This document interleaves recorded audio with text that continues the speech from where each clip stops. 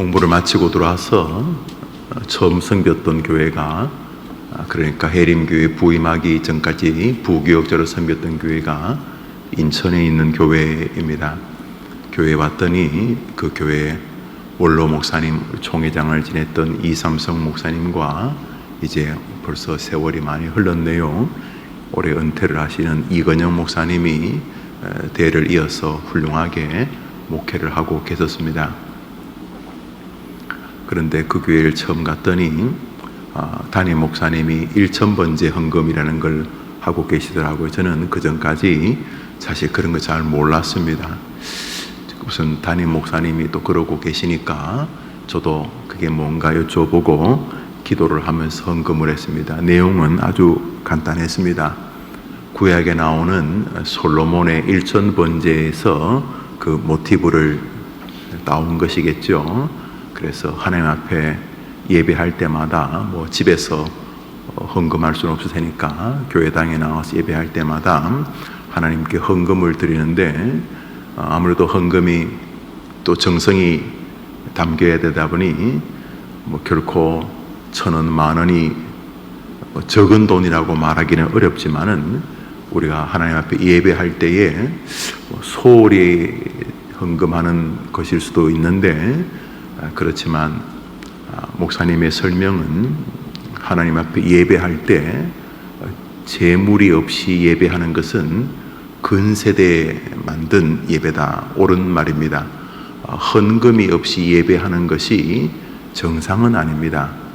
부득불 돈 이야기하면 세상 사람이나 교회 안에 있는 사람이나 다 불편해하거나 또 긴장을 발생하고, 또 주일 낮 예배를 중심으로 다른 예배들은 좀 부담이 없이 예배하자 하는 것이 묵인하에 흘러져 왔습니다. 여러분, 종교개혁 이후로까지 작금에 이르는 가운데 헌금이 없이 예배 드리는 것은 최근에 우리 인간들이 개발한 예배임에 틀림이 없습니다. 아유, 주일 낮 예배 헌금하면 되죠. 누가 그렇게 정한 것입니까? 우리 교리는 그렇게 말한 적도 없고, 그러니까 우리가 적절하게 개발한 것입니다. 헌금의 부담도 없이 예배하는 게 어디냐?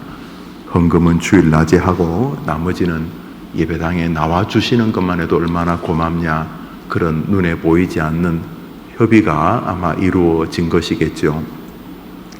그런데 1,000번째 헌금은 우선 첫째로 예배할 때에 빈손으로 오지 말라는 말씀을 염두에 두면서 예배를 예배되게 하는 일종의 면제용 혹은 면피용 혹은 의식용 헌금일 수 있겠다, 이런 생각을 혼자 했었습니다. 먼저 제 생각에 아무에게도 말한 적이 없이 저 혼자 그렇게 생각을 했었죠.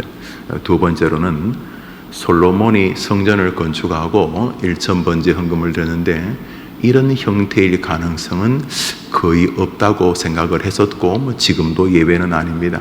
아마도 1,000번이라는 것이 998, 999, 1,000 이런 1,000이라기보다는 우리가 마음을 다하는, 그래서 아이고 요즘 참 걱정이 5만 가지야, 걱정이 참 5만 가지다 그러면 걱정이 49,999가지에다가 하나를 더해서 드디어 5만 이런 뜻이라기보다는 우리가 말하는 5만 가지다 이런 말은 그저 많다, 엄청나게 참 걱정거리가 많다, 이런 의미인 것처럼 솔로몬의 1,000번째는 아마도 자신이 할 수 있는 최선을 다한 예물을 혹은 예배를 하나님께서 그렇게 받아주신 것이 아닌가, 그런 마음으로 인식을 했었습니다. 그런데 그 교회에서 부교자 생활을 쭉 하는 동안 우선 원로 목사님과 담임 목사님을 정말 존경할 만한, 지금도 예외는 아닙니다. 그 딸이 하나 있는데 그 사위가 목사님이 지금 인천 지역에서 담임 목사를 하시는데 우리 교회에서 부교자 생활을 여러 해 하셨죠. 그러니까 제가 그 교회 부교자 출신인데 자신의 딸을 또 사위를 우리 교회에 이렇게 같이 교제하게 하셨던 거 보면은 둘 사이가 나쁘지 않다 느끼실 수 있으리라 생각을 합니다. 헌금을 하는 것을 1년, 2년 지켜보면서 가장 성경적인 헌금이겠다 생각이 어느 날 들었습니다. 내용은 하나님 앞에 우리가 기도하고 잊어버리기도 하는데 소원을 담아 기도하게 된 거죠. 그래서 한 해, 두 해 있으면서, 물론 저는 부임하자마자 담임 목사님이 하시는 방식이니까 따라 했었습니다만 이렇게 정리는 좀 필요해졌습니다. 그러나 꼭 내가 꼭 이해해야 되는 건 아니니까 그렇게 헌금 생활을 쭉 해왔습니다. 부교육자가 무슨 넉넉한 생활이 있었겠습니까? 그래서 헌금을 1,000원씩 그렇게 했습니다. 1,000원씩 봉투에 넣어서. 대신에 마음에는 기도 제목이 있었습니다. 그때 이제 30을 조금 지나고 있었는데 34살이 34살이었겠네요. 그래서 하나님, 제가 이제 40 전에는 담임 목회할 수 있도록 도와달라는 그런 기도를 1,000번째 안에 늘 있었습니다. 그 다음에 좋은 목사들은 또 좀 예배와 또 말씀을 좀 열심히 전할 수 있도록 하나님 도와달라고, 또 제가 기도하면 하나님께서, 이 목사가 기도했는데도 성도들에게 은혜가 나타나면 안 되니까 하나님, 제가 청년부를 맡고 있는데 제가 우리 청년들이든 그 청년의 부모님이든 그 청년의 직업이든 공부든 제가 기도하면 하나님이 들어달라고, 이런 몇 가지 기도 제목을 소원을 가지고 헌금 생활을 했습니다. 놀랍게도 제가 1,000번째를 2번 정도 할 때쯤 해림교회 부임을 하게 되었는데, 어느 날 가만히 생각해 보니 제 기도를 하나님이 다 들어주셨구나 하는 것을 느끼게 되었습니다. 그도 그럴 것이 매번 예배 시간마다 비록 소액이지만 하나님 앞에 빈손으로 예배하지 않으려는 태도 견지했던 것이죠. 그래서 요즘은 제가 볼 때 가장 성경적일 수 있겠다 이런 마음을 갖게 됩니다. 부임한 다음에 우리 교인들과 함께 헌금 생활을 하자, 이런 것을 강조해서가 아니라 내가 드리는 기도를 간절하게 하나님께 메어달려 간청하자 그랬더니 가장 먼저 동참하신 분이 원로 목사님 있었습니다. 어른과 함께 헌금 생활하고, 지금도 우리 교인들이 많은 분들이 그렇게 기도를 하는 줄 압니다. 성실해야 됩니다. 내가 720번을 했는지 630번을 했는지 성실하지 못하면 또 잊어버리니까, 그래서 기도하는데 하나님 앞에서 매번 때마다 간절히 간구하는 것입니다. 물론 또 이런 거 싫어하는 사람도 있습니다. 이런 헌금 생활이 싫으니 좋으니 교회가 헌금을 개발해는 이렇게 말하는데, 세월이 흘러가면서 우리의 선배들의 순전함이 참 정당성이 크다 그래 생각을 합니다. 중학생 한 명이 1,000번째 헌금을 하고 있다고 제게 말했습니다. 그 아이를 기도해 주다 보니까 그 아이를 기대하게 됩니다. 부모가 준 용돈이겠지만 계속 자기가 마음을 품고 기도하는 거 하나님이 긍휼히 여겨주지 않겠습니까? 꼭 이렇게 1,000번째 헌금을 안 하셔도 마음으로 그렇게 하셔도 같은 예물, 같은 기도라고 저는 생각을 합니다. 꾸준히 성도들이 헌금하시는 걸 이렇게 제 방에서 보게 됩니다. 이름 보고, 그러면 이분들이 또 간절한 기도 제목이 있으시구나, 그런 생각을 하게 됩니다. 잠시 우리 교회 1,000번째 헌금이 낯설 것 같아서 잠시 소개해 드렸습니다. 우리 다시 본문을 읽겠습니다. 성경 말씀 여호수아서 9장 26절입니다. 읽읍시다. 9장 26절 시작.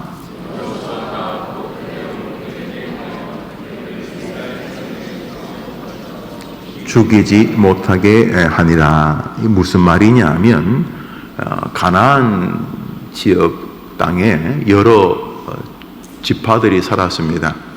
우리나라라면 지파라기 하기 좀 어렵지만 외국 사람이 우리나라를 쳐들어왔다 치면 같은 나라 사람들이 말이 왜 이래? 나가말시이 그러면서 이제 호남말 쓰고 차뿌라 경상도 말 쓰고 그래요. 또 충청도 말.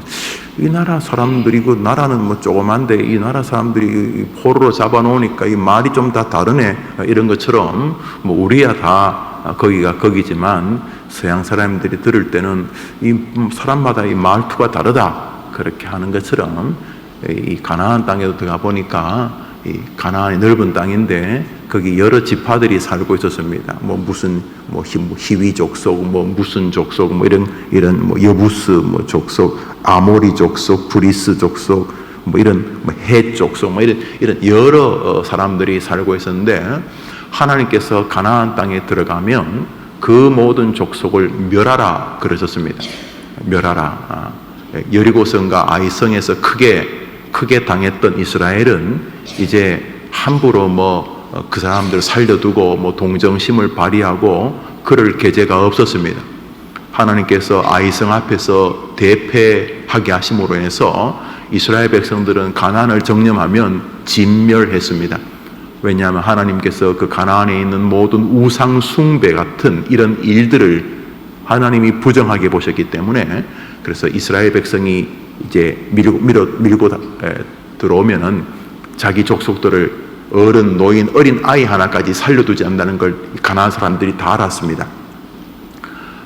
그리고 이 야훼라고 하는 신이 굉장히 강력하게 저 이스라엘 백성들과 함께 한다는 것을 알았기 때문에 가나안 족속들이 이스라엘을 두려워했어요. 왜냐하면 자기들의 최고의 자랑거리였던 여리고성이 완전히 뭐 무너져 버렸기 때문에 그래서 여리고성, 아이성 그 뒤로 있는 모든 가나안 족속이 버들버들 떨고 있었습니다.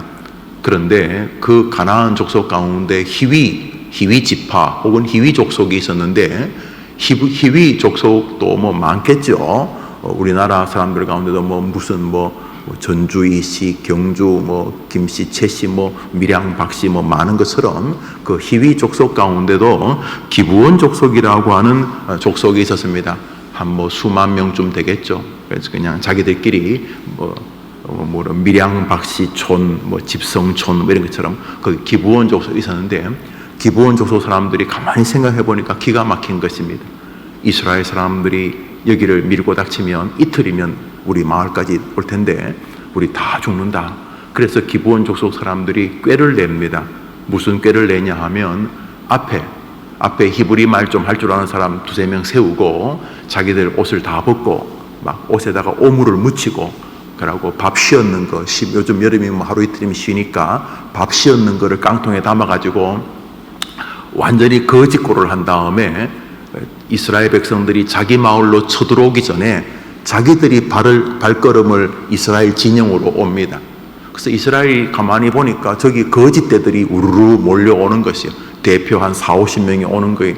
당신들 누구요? 그래. 뒤에 사람들은 이스라엘 말 못하고 앞에 이스라엘에 와서 물을 먹은 사람들이 히브리 말로 우리는 저 조상들이 그 히브리 민족인데 우리 고모 숙모님이 결혼해가지고 어떻게 해가지고 했는데 우리는 전체자가 히브리 사람이다. 이렇게 이제 거짓말을 합니다. 히브리 피가 한 방울도 튀지 않았는데 이 기브온 족속들이 목숨을 걸고 거짓말을 하는 것입니다.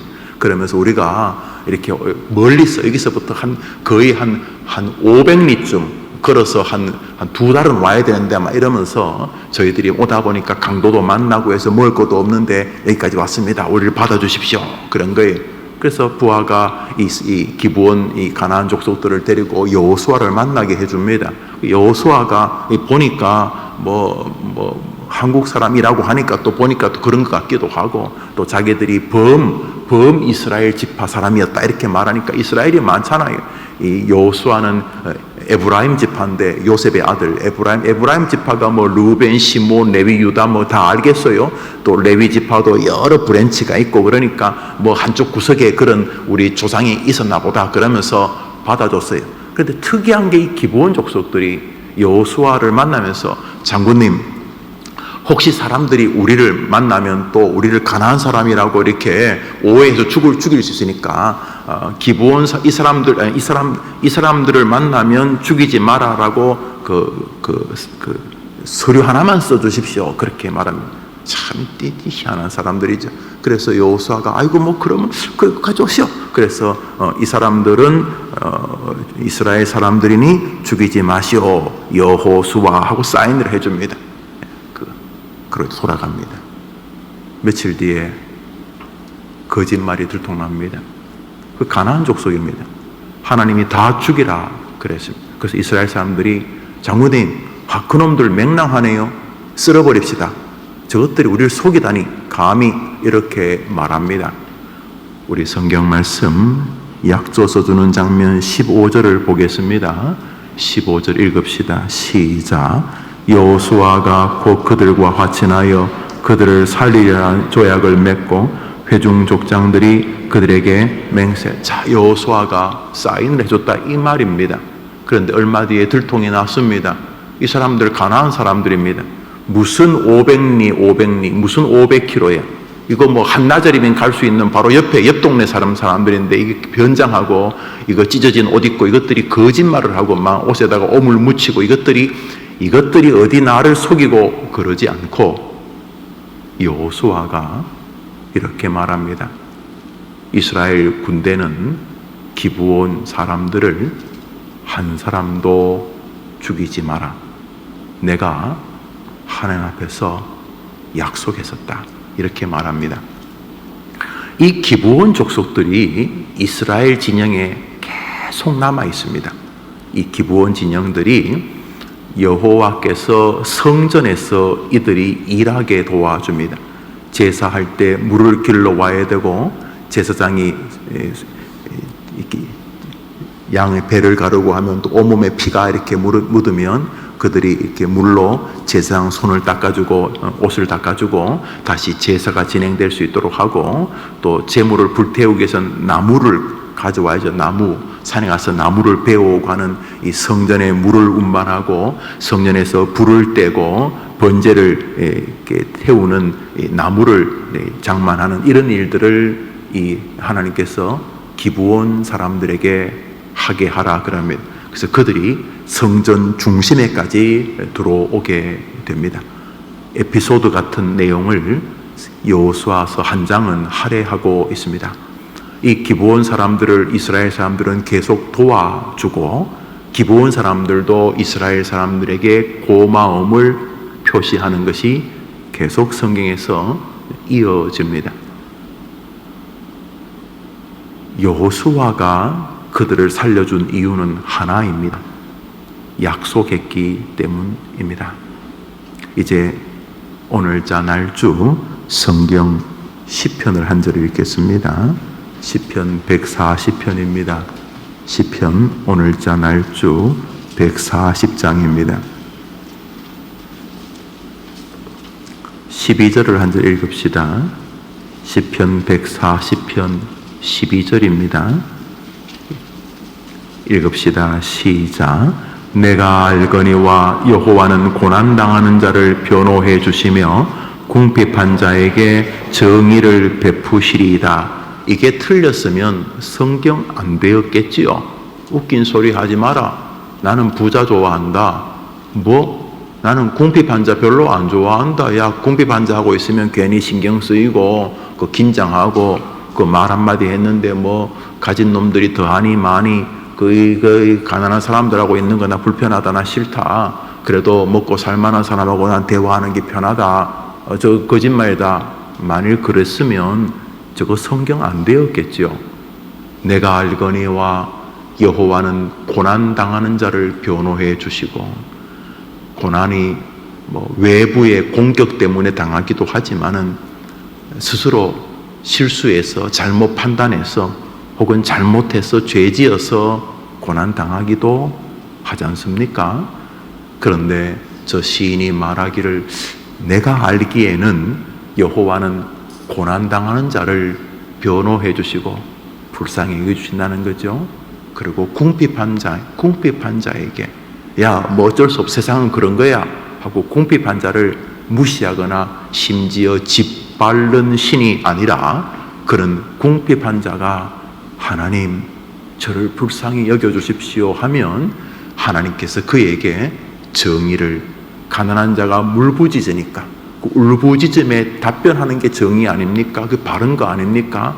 막 절규해도 못 들은 척하는 게 그 정의 아니잖아요. 궁핍한 자에게 결국 은혜를 베푸시는 분이다. 누가? 여호와가. 내가 알기로는 그렇다 그랬는데 하나님이 시편 140편을 성경이 되게 하신 것은 그것이 당신의 성품이시기 때문인 것입니다.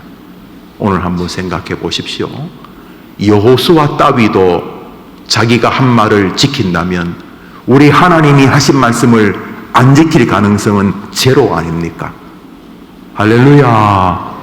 오늘 수고하고 무거운 짐진 자들아 다 내게로 오라 내가 너희를 쉬게 하리라. 우리 예수님 약속하셨으면 여호수아도 자기가 한 말을 지킨다면 우리 주님께서 주님 도와달라고 주님께로 마음으로 한 발자국이라도 그쪽을 향하는 자 안 도와주시겠는가? 짐을 대신 안 지시겠는가?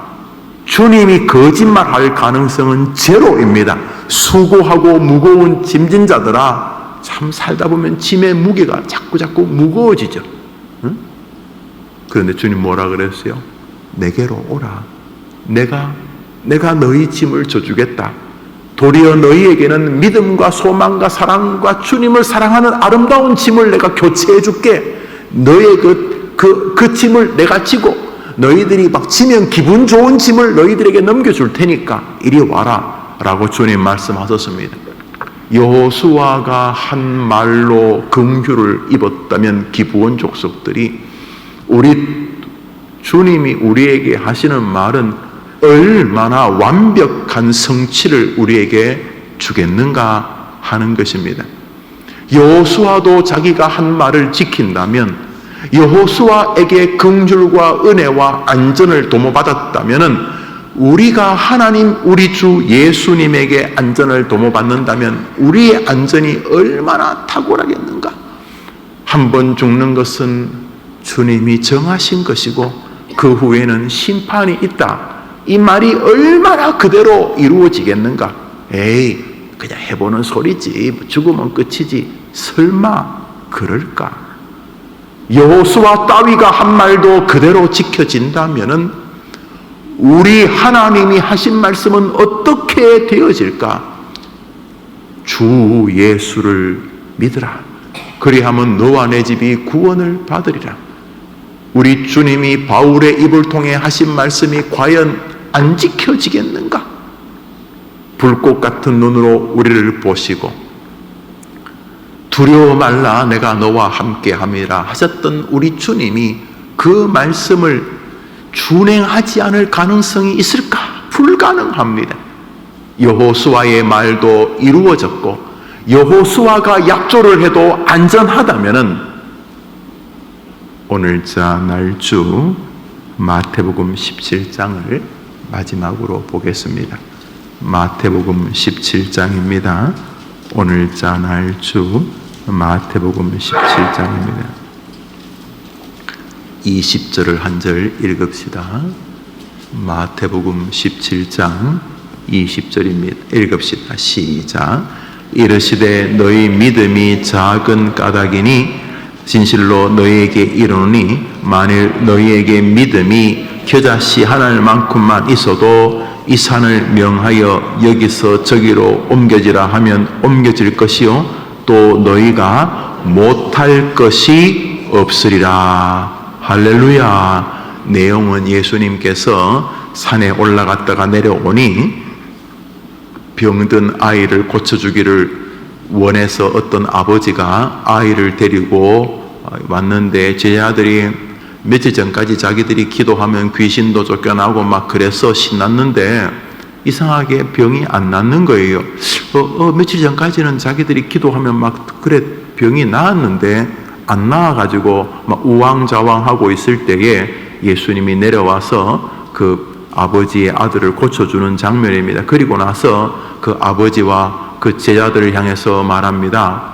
너희들의 믿음이 어디 있느냐? 너희들의 믿음이 겨자씨만한 믿음만 있어도 그저 뭐 여기서 뭐 저기까지 뭐 좀 변화되고 뭐 애가 뭐 좋은 학교 가고 몸이 낫고 뭐 이런 수준이 아니라 너희들이 불가능하다고 저기 있는 산을 이리 옮기는 게 과거에는 그게 불가능해. 지금이야 뭐 능력이 많아가지고 산을 깎아서 하기도 합니다만 그때의 생각은 불가능한 게 이 산을 저리로 옮기는 것인데 너희에게 겨자씨만한 믿음만 있어도 너희 생각에 불가능하다는 것도 별것 아니게 되느니라. 믿으면 아멘 해보시죠. 이제 여러분이 결정하셔야 됩니다. 무엇을?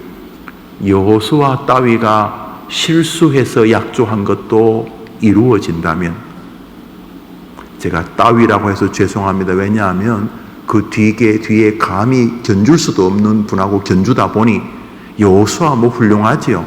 그렇지만 어디 여호수아 정도를 하나님에게, 예수님에게 감히 견줄 수 있겠습니까? 그런데 오늘 여호수아서를 읽으면서 여호수아의 실수 같은 약조로 기브온 족속이 다 삽니다.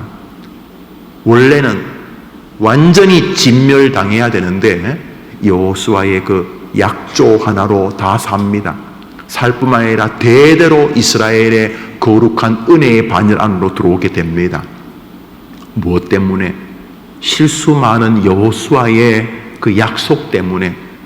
그렇다면 여호수아 정도가 한 약속도 그대로 진행이 된다면, 준행이 된다면, 만왕의 왕이신 우리 주님이 하신 약속은 그대로 안 될 가능성은 제로입니다.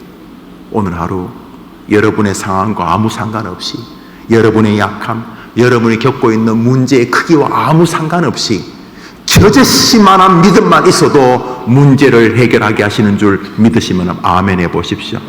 그러면 오늘은 내가 믿음이 세냐 능력이 많으냐와 아무 상관없이 그분, 저분 우리 주님 때문에 오늘 우리는 한번 해볼 만한 하루를 시작할 수 있지 않겠습니까?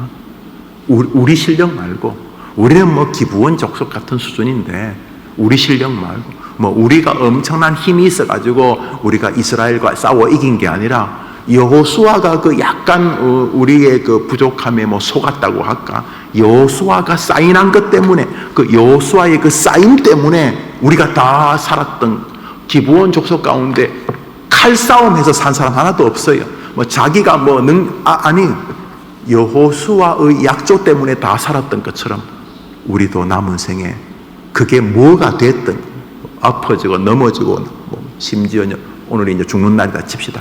우리의 가장 큰 장벽, 난관조차도 우리의 무슨 개인기가 내가 해림교회 목사네 이런 내가 뭐가 있네 없네 이래서가 아니라 오늘 하루도 우리가 승리하는 것은 우리를 향한 우리 주님의 약속인 줄 믿습니다.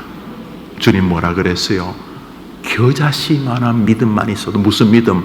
하나님은 능력이 많으시다. 하나님은 할 수 있다. 나는 못해도 하나님은 하실 수 있다. 하나님에게는 힘이 있다. 하나님은 전능하시다.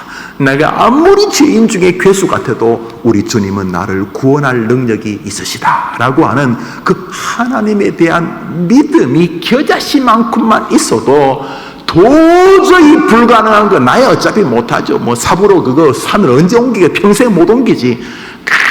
가장 큰 문제도 나의 능력 때문이 아니라 나에게 약속하신, 오늘 주님이 약속하잖아요. 마태복음 10장에 겨자씨만한 믿음만 있어도 이 산을 저리로 옮길 수 있느니라. 오늘 약속하신 주님 믿고 승리하시게 되기를 축원합니다. 내가 세상 끝날까지 너희와 항상 함께 있으리라. 마태복음 28장 마지막 절 아닙니까? 세상 끝날까지 내가 너희와 항상 함께 있으리라. 너가 전도한다면, 너가 예루살렘과 유대와 사마리아 땅끝까지 이른 내 증인이 되고 너가 사람들을 가르쳐 그리스도의 복음을 증거한다면, 너가 복음 증거자의 길을 간다면 내가 약속할게. 뭐요 예수님? 세상 끝날까지 너하고 함께 있어 주겠다. 할렐루야. 오늘 하루 여러분이 믿음이 있니, 몇 대째 믿었니 그런 이야기 하지 말고, 그래봐요 뻔하니까. 내가 지금 신학 공부를 했니, 목사니, 그런 소리 하지 말고, 개인기 가지고 될 문제가 아니기 때문에 오늘 하루 내가 부족하지만은, 그렇지만 약속하신 분, 나의 여호수아 예수님 뭐라고요? 너가 오늘 복음 전파자의 삶을 살아간다면 그저 아이들에게 예수님 말하고 싶고, 아무도 없으면 나한테라도 예수님, 영우야 예수님 너무 좋지 않니? 야 영우야, 예수님 진짜 대단하지 않니? 너가 오늘 예수를 전한다면 보라는 말은 자신감이죠. 한번 봐라. 내가 세상 끝날까지 김영우 여러분 이름 뭐라고? 너와 항상 함께 있으리라. 주님의 약속, 그 약속이 자기를 살렸던 기브온 족속과의 여호수아의 관계처럼 오늘 힘들고 넘어질 때마다, 답답한 자기를 볼 때마다, 어째 너는 믿음이 이 정도밖에 안 되냐, 한심스러운 자기를 볼 때마다 자기를 보는 눈에서 눈을 들어서 약속의 여호수아 예수님을 바라보게 되기를 바랍니다. 오늘 주님 때문에 우리는 세상에서 가장 담대할 수 있습니다. 우리는 주님 약속 때문에 또다시 일어설 수 있습니다. 왜요? 그분은 약속을 지키시는 분이시기 때문입니다. 주님 가르친 기도로 오늘 7시에 하남 지역에 이렇게 몇몇 교회가 있습니다. 한 1,000명, 2,000명 이렇게 모이는 좀 규모가 좀 있는 교회 6, 7개 교회하고 시장분하고 이렇게 시장님하고 이렇게 두어 달에 한 번씩 이렇게 모입니다. 그래서 교회와 시와의 만남이다, 그런 거죠. 그래서 또 시는 교회들에게 도움을 구하는 게 있을 거고, 또 교회는 또 시에다 또 도움을 구하는 게 있지 않겠습니까? 이 시를 발전하기 위해, 시를 이렇게 더 잘 되게 하기 위해서. 그래서 오늘 7시에 우리 교회에서 이제 교시위원회라고 해서 또 그런 목사님들과 시장님과의 대화가 있습니다. 잠시 교제하는 것이겠지만 그런 것이 우리가 있는 해림교회가 있는 이 하남시에 또 유익이 되고, 또 시정을 행한 유익이 되고, 또 기독교인들과 그리스도인들에게도 기쁨이 되는 좋은 모임이 되도록 그렇게 또 기도해 주시기를 바랍니다. 주님 같은 기도로 예배를 마칩시다. 하늘에 계신 우리 아버지여, 이름이 거룩히 여김을 받으시오며 나라의 마옵시며 뜻이 하늘에서 이룬 것 같이 땅에서도 이루어지이다. 오늘날 우리에게 일용할 양식을 주옵시고, 우리가 우리에게 죄 지은 자를 사하여 준 것 같이 우리 죄를 사하여 주옵시고, 우리를 시험에 들게 하지 마옵시고 다만 악에서 구하옵소서. 대개 나라와 권세와 영광이 아버지께 영원히 있사옵나이다. 아멘. 기도합시다.